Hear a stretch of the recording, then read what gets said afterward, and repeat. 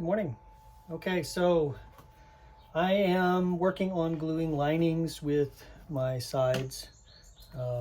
Here's one of my sides, two. This is the one I haven't glued yet, and one of my linings. And so basically what I'm doing is sorry, I've got that backwards.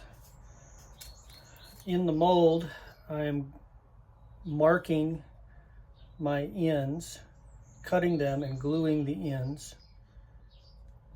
And then I am marking and cutting the lining and then applying glue while it's clamped and working my way around it and clamping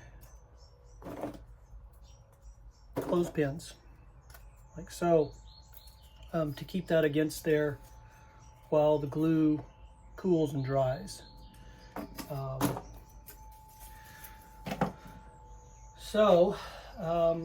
What I've got here is I've got one side on my mold. I marked my center line to my template here, and then I cut to my center line and sanded a little bit with 150 grit sandpaper to make sure that it was right at the line.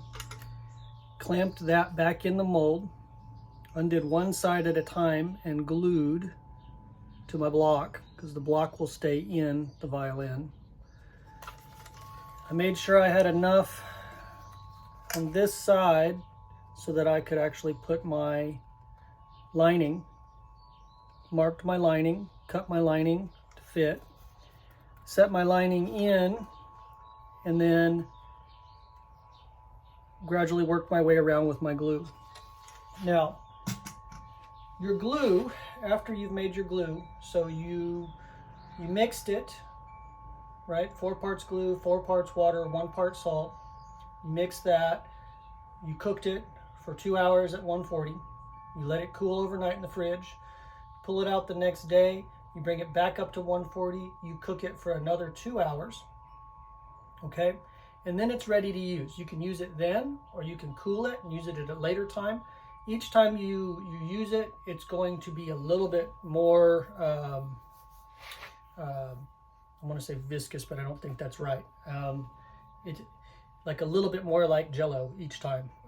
It starts out very, very watery, and each time you use it, it gets a little bit more congealed. That's okay. You don't want to go above 140 if you can help it, because what that does is that breaks down the proteins in the gelatin and it keeps your glue from sticking, okay? It gives you a less gram strength is what I'm saying. So if you read about hide glue, you'll read about gram strength, and basically gram strength is what keeps it sticky and tacky. Too much gram strength, it gets really brittle, and it's hard to reverse. Too little gram strength, it won't stick together. So, but right at 140, 2 hours, this is good for a Luthri. Okay, so I've got this one. I applied glue. It's cooling. It's been cooling for about 5, maybe 10 minutes. It's probably not time to take those off of there. Luckily, I have plenty of these if I need them. Okay.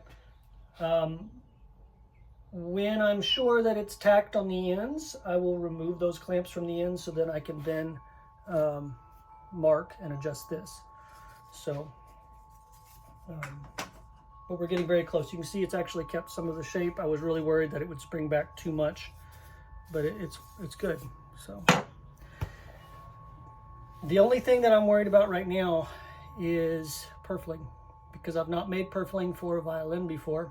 This is my first violin, so maybe there's some better tutorials on violins. I'm just showing you my process. But I'm worried about purfling. I will work out a method to get that. It's going to be homemade. I don't want to go buy purfling to inlay. So when I get to that point, I'll make it, and hopefully I'll be able to show you what my process is, and hopefully it's successful. So we'll see.